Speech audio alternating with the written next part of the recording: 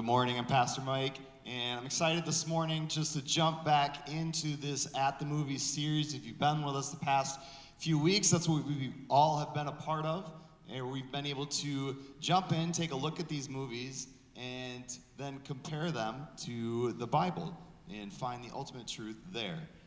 And so that's our task, right? Because we believe that all truth is God's truth, and so even truth in a movie is His. And so we're going to do that together. We're going to be jumping into another movie today, next week as well. So if you are in the area next week, come join us again. We'd love to just do worship together, all together. So if you've missed any of these, though, we've got them on our website. We've got them on our YouTube page as well. And there's also a little guide that we make, a bunch of questions that you can take the sermon then and go and discuss it a little bit more with some friends afterwards, your family. Those are on our website and on our app as well, so you can check out those later on. But for today, let's see how good you guys are at picking up movies and figuring out which one it is. So I'm going to turn around so my face kind of gives it away sometimes. So I'm going to turn around and not give away what the movie is. And we're going to cue this music and see if you can figure out what it is.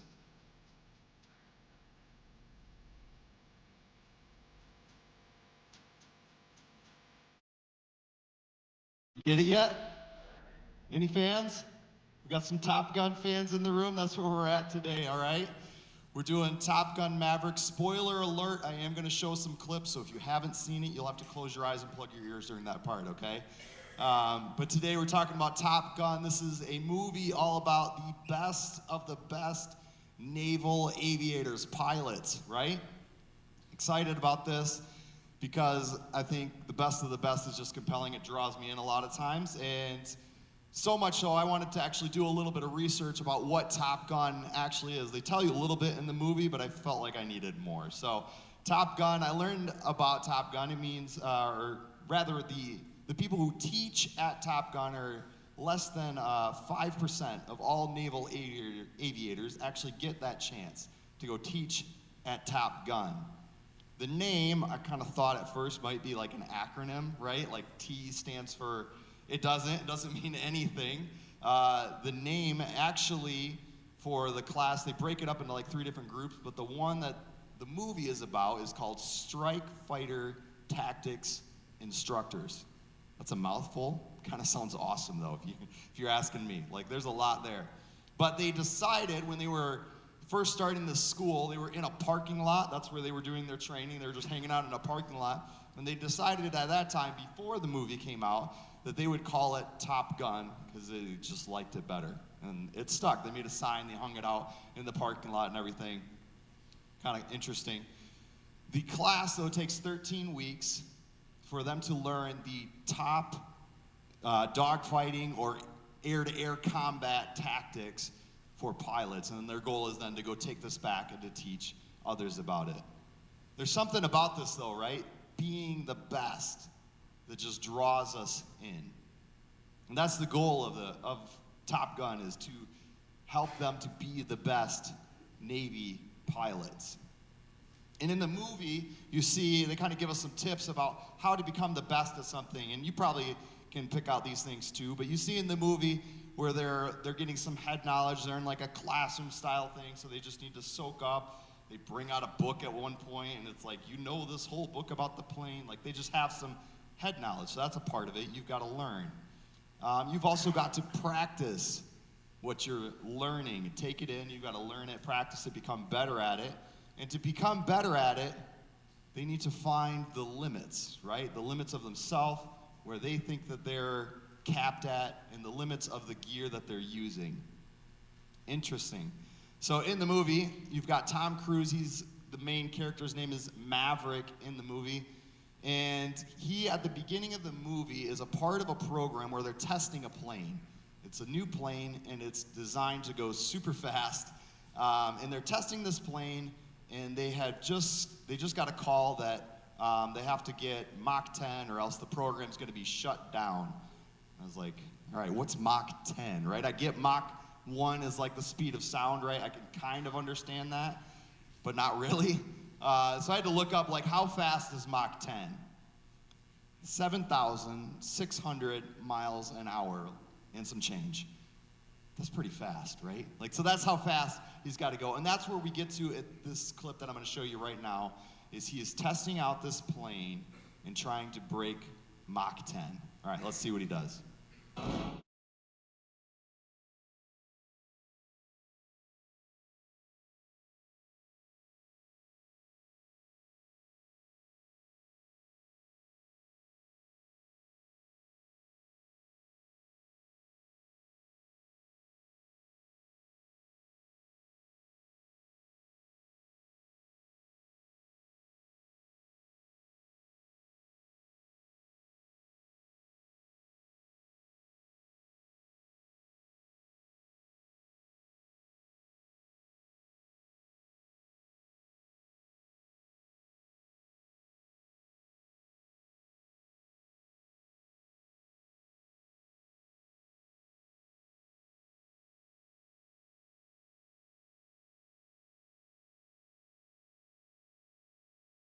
More movie left. He's okay. Right after this scene, I won't spoil the whole movie, but he looks like an astronaut who just went through a tornado. That's kind of what he looks like as he starts to walk down the road. He's okay, all right? But the point is right before this had happened, he hits Mach 9, and then he hits Mach 9.5, and then they start getting all these warnings before even what you saw on the screen now, right? Before you saw that, he's getting all these warnings that the plane is overheating. There's all these things that are telling him, you know, be careful. And all he had to do was get to Mach 10. So he gets there, and he says he wants to push. What does he say? He wants to just a little push. To push it past and to push the envelope even a bit more, even when everything else is blinking, and when all he had to do was to get to Mach 10, and he had already accomplished it. This is interesting to me because he hit that line, and then he pushes past. It's a little bit of the rebellious attitude of him, but also maybe a little bit of some ego.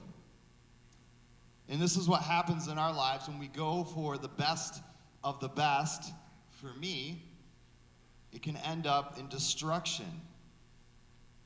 We see that in our lives where literally it can be that we're going for the best of the best in something, and it can destroy your job, it can destroy family and friend relationships. It ultimately can be not conducive to relationships. Ultimately, when we think about it, being this self-focused on me being the best, it really isn't conducive to relationships. It isn't compatible with being a Jesus follower. Because at the end of the day, you have to make one of those be more important, right? If I'm going to be a Jesus follower, that's my most important.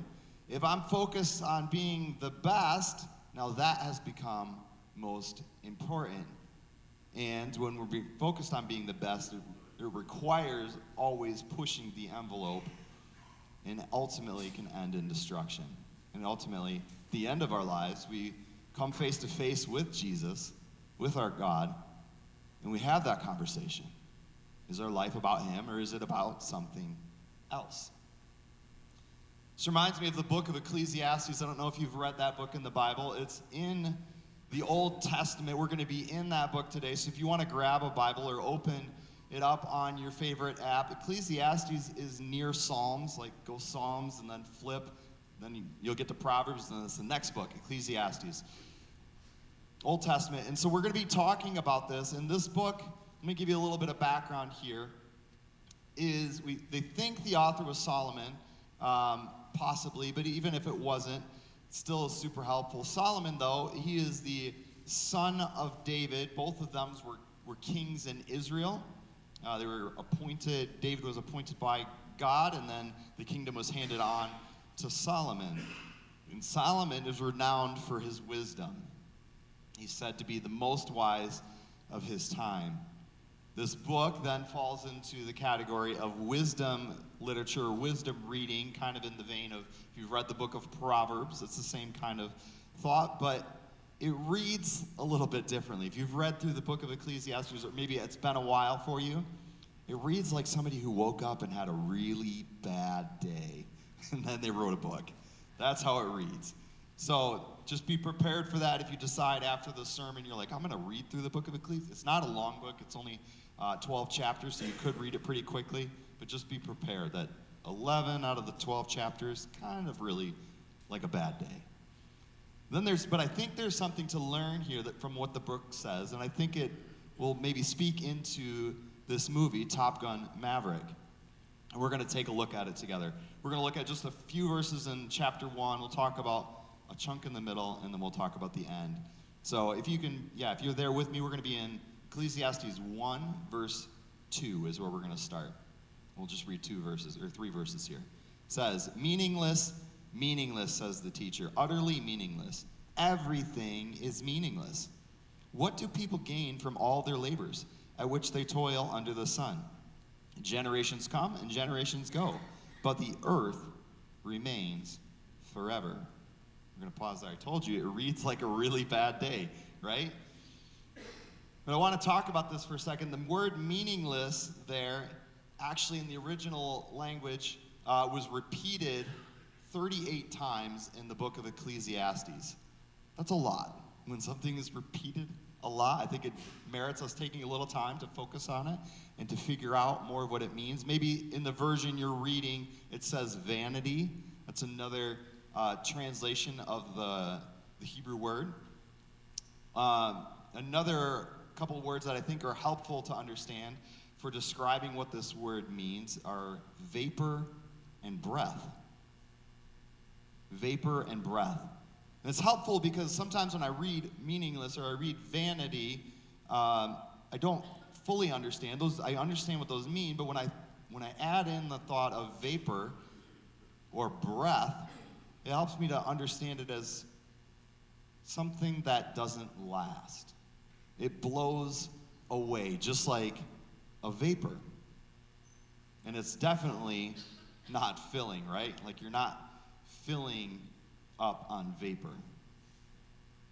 He says, the writer of Ecclesiastes says that everything is meaningless.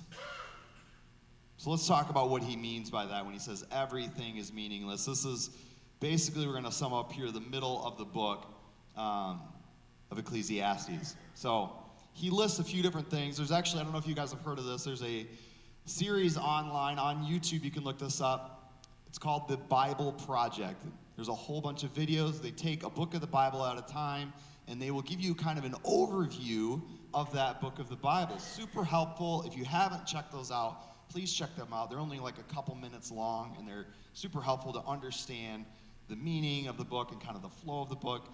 So I took a look actually at this one, and it was helpful for me because it gives kind of 4 categories of things that are meaningless that they pulled out. So according to the Bible Project, the things that are meaningless are wealth, career, status, and pleasure. Wealth, so if you're going at trying to get to be the best, or you want the best of wealth, that's the most money, right? The biggest house, the most beautiful land in the area. That's what I want. I want the best. And he says that that's meaningless. Or maybe it's career that you've seen people going after, or maybe you've gone after. And so you're thinking, I want to be the highest position in my career, whether that's the CEO or the president or the head honcho or the big boss or whatever you want to call them there. He says that that's meaningless. Maybe it's status. You've seen people go after that with the friends in your life or family, people you know, or maybe even the people in your church.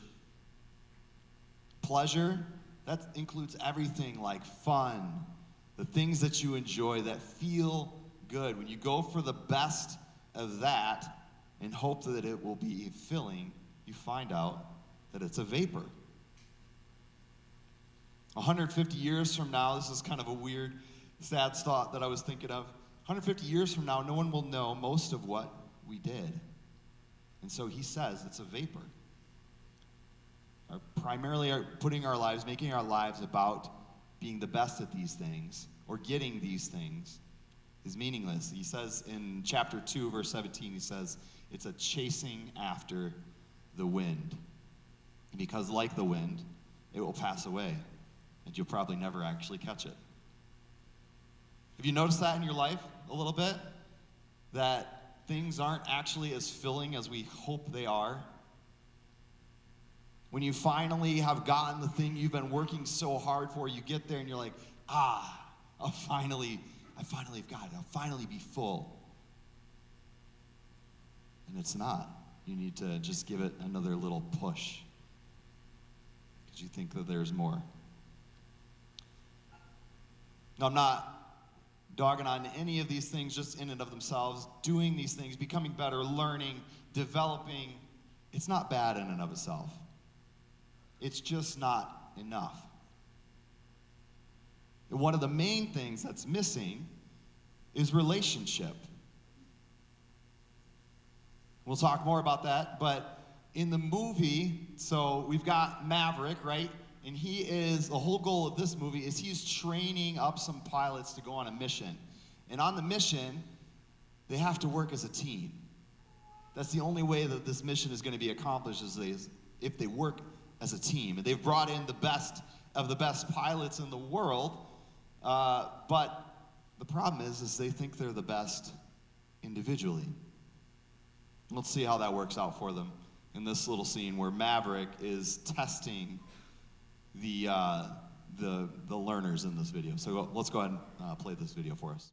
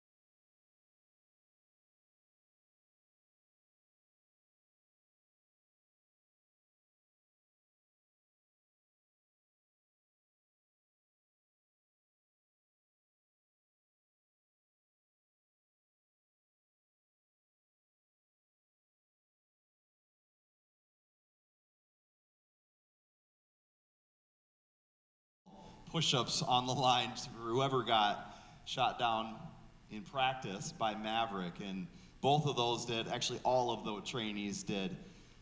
So his whole point, though, is that the best of the best is not actually the best alone. The best of the best is not the best of alone. And you see the guy, I don't know if you noticed his name, or if you heard in the video, if you saw it on his helmet, it says Hangman. He said, he's called Hangman because he will always hang you out to dry. And he's just going after what he wants, which is to be the best of the team. And you see that kind of interaction between him and Tom Cruise's character, Maverick. The best of the best is not the best alone. Right before the book of Ecclesiastes, the book of Proverbs, and there's a line in there, there's lots of lines in there, but one that stood out to me that kind of plays into this, Proverbs 27:17 says, as iron sharpens iron, so one person sharpens another. As iron sharpens iron, so one person sharpens another. As we build relationships, then, we do this. We make each other better. We're made better in community, but the problem is not all of our relationships and not all of our community is the same, right? They're not all helping. Some community is self-destructive. Maybe you've been a part of that. Some community looks like it's doing what you need, but it's still lacking. Because that community is chasing wealth, or it's chasing career, or it's chasing status or pleasure. Virtual community, the one that we find online, it's supplemental. It's not primary. And there's a lot of research out there about how online interaction and social media, about how that affects your mental health. I'm not going to go into all the stats today, but just to say that when you start to make a virtual community be your primary community, you'll find that it's lacking. So maybe you're looking back at your life and you're thinking about your life and your friends and the people that are in there now, and maybe you're realizing that you're filling a need in that group for those friends, and they are too. Maybe sometimes it has been about the wrong thing. Maybe it has been about building status or just helping you not feel alone, or maybe it's fun. Not all community is the same. Real community has a different mission: redemption. It's about redemption. We're going to watch one more video here, and I want you to remember the guy that we were just talking about, right? Hangman. This is a chance for Hangman. We'll see how he does with it. But right before this video, right before Hangman comes into the scene, we have Maverick, and he's riding in a plane alongside another character in the movie, and they are being chased by another jet. And they have run out of options. No more weapons, no more flares, nothing to be able to stop the plane from getting them. And so Maverick tells his partner in the plane right before this, our only option here is to fly up, to get some altitude, and to eject. And that's what brings us into the video. So let's watch this and see if we can see a little redemption moment.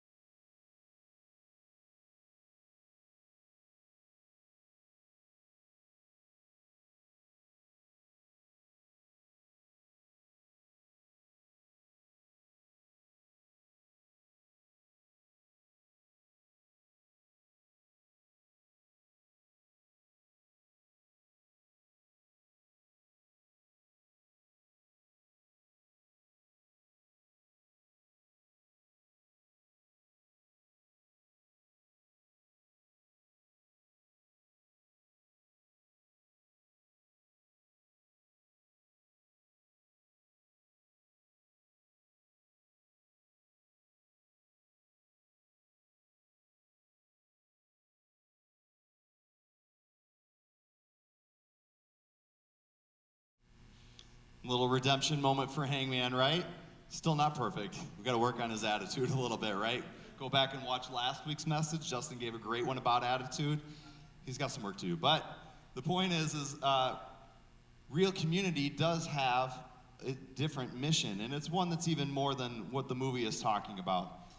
If you've tasted of the love of Jesus, you've tasted community that's different. Because Jesus isn't trying to get something from you, he's trying to give something to you. See, he has paid the full penalty, the full price for everything we've done wrong in this life to make us right with him, make us right with his Father. And he's done that simply because he loves us. And that is different, and that is filling. In the redemption part, the different mission part, is we're invited to do the same thing, to show people this same kind of love and to bring it to the world, to show that Jesus is this. The writer of Ecclesiastes, he ends with a profound statement. Let's flip over to that real quick. Ecclesiastes 12, right at the end of the book, verse 13 is where we're going to talk about for a second. Ecclesiastes 12, verse 13 says, "Now all has been heard. Here's the conclusion of the matter. Fear God and keep his commandments, for this is the duty of all mankind." After everything that he's talked about, he's talked for 11 chapters about how everything is meaningless. He says this is the conclusion. Fear God and keep his commandments, for this is the duty of all mankind. And without this part of the book, this book would be tragic. But it's not, because of what he says there. Now, when I read those, I kind of summed it up for you. Fear God and obey him. both things we don't like, right? Those are not things that we look for in our society. We're not excited about the word fear or obey. But I want to help us with it a little bit. Fear means respect. It means honor. It means understanding his power. And a lot of times we separate that from love, but that's not the case here. Obey, this is both wise and it's also required. See, he is the maker, the judge, the one who meets us at the end of all things that we'll have a conversation with. And he helps us out with what this obedience means in Matthew 22. You don't have to flip there, but I'll put it up on the screens for you. Matthew 22:36. Jesus is confronted with a question about the law, and I think it helps us out with understanding what obedience means. Teacher, which is the greatest commandment in the law? Jesus replied, love the Lord your God with all your heart, with all your soul, and with all your mind. This is the first and greatest commandment. And the second is like it, love your neighbor as yourself. All the law and prophets hang on these two commandments. All of it hangs on those two commandments, to love God and to love your neighbor as yourself. So there you have it, summed up by Jesus, right? He takes what is said in Ecclesiastes, he takes what has been said in the 10 Commandments, and he sums it up for us in the New Testament. To love God and to love your neighbor. This is the mission that we're invited into. And the writer of Ecclesiastes finds it in his words, and he finds that there's purpose here. And he could finally rest. No more chasing after the wind. He found it, his purpose. And so he could rest from all the striving. I want to leave you with a few questions here to think about as we think about just how we are interacting with the same idea, being the best of the best, and how we're doing with that.